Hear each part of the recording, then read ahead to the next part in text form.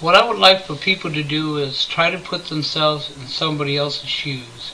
To try to think for yourself how you would feel deep inside if you was forced to be alone.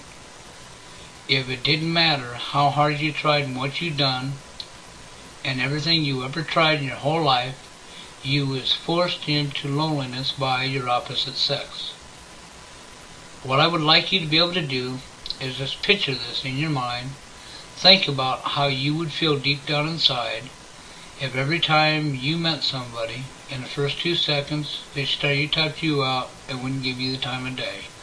Or when you meet somebody that you think really likes you and they seem to like you, and you give them a home, you help them find work, you pay fines for them to keep them out of jail, you feed them, you do nothing but be their friend and help them in any way you can, and then when you're at work, somebody comes by your house to see you, not knowing you're not home, and the person that you've been helping all this time, which in my case this happened to me. They come by and her name was Tammy, and they says, "Oh, you must be Bill's new girlfriend." And her comment back to them was, "Ew, I wouldn't give him the time of day."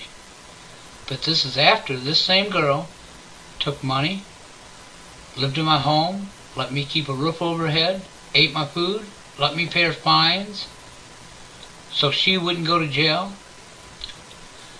She just outrightly is cold-hearted, because this is how she was treating me behind my back. She couldn't give me the time of day, but I was good enough to give her a home. I was good enough to feed her. I was good enough to do everything under the sun for her. But to be with, no, I wasn't good enough for that. That's just like another example is when you talk to somebody for a long time that you meet, and then you go meet them and you're sitting in a restaurant eating a dinner, and you bought them a meal, and within the first couple minutes they say, "Oh, I really don't know that I'm into dating anybody right now. I don't want to really date." And then you find out they're dating somebody else.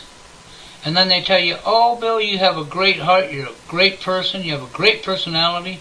Someday you'll meet the right person." Well, how would that make you feel? Ask that to yourself. How would you feel if this happened to you?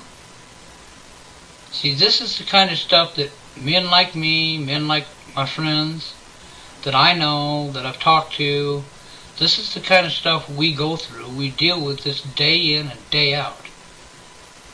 But what's really most sad of all is the fact that somebody's going to use somebody to get their wants. Never mean what they say. They will use the words "I love you" and not love you